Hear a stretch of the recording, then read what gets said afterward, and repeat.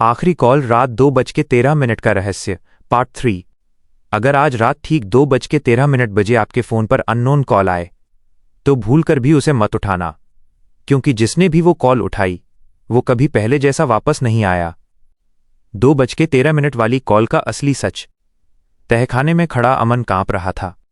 उसके सामने राहुल जैसा दिखने वाला भयानक काला साया खड़ा था और उसके फ़ोन की स्क्रीन पर चमक रहा था, अननोन नंबर, अब तुम्हारी बारी है।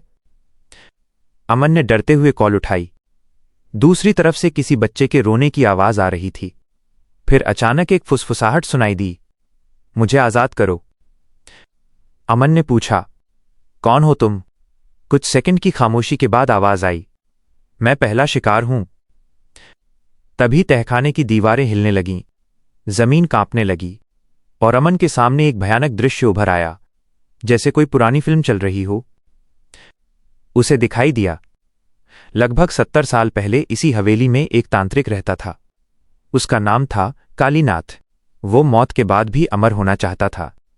उसने काले जादू की मदद से एक भयानक अनुष्ठान शुरू किया, लेकिन उस अनुष्ठान को पूरा करने के लिए उसे एक मासूम आत्मा की जरूरत थी।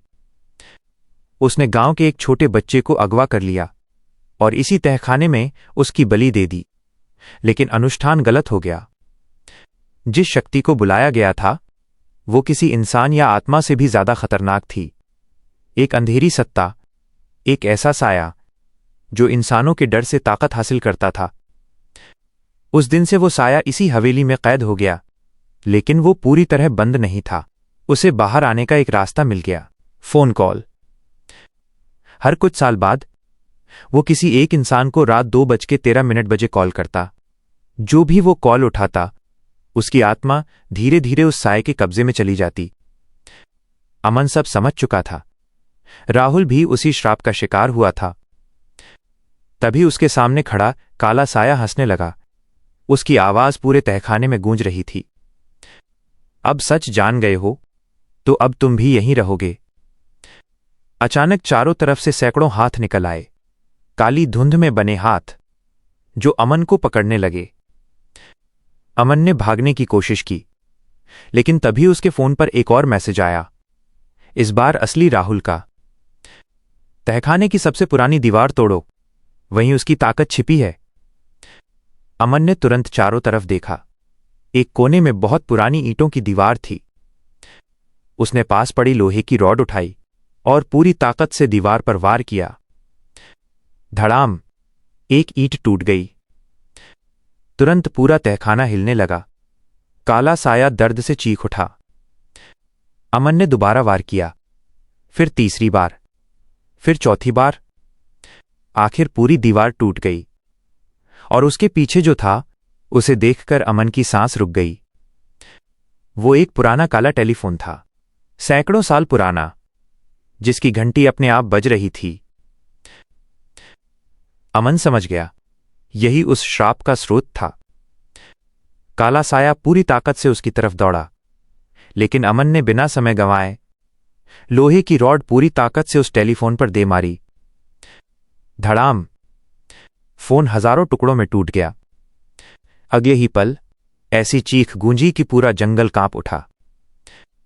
काला साया हवा में तड़पने लगा, उसका शरीर धुएं में बदलने लगा और फिर वो हमेशा के लिए खत्म हो गया। अचानक तहखाने में खड़े सभी गायब लोग दिखाई देने लगे।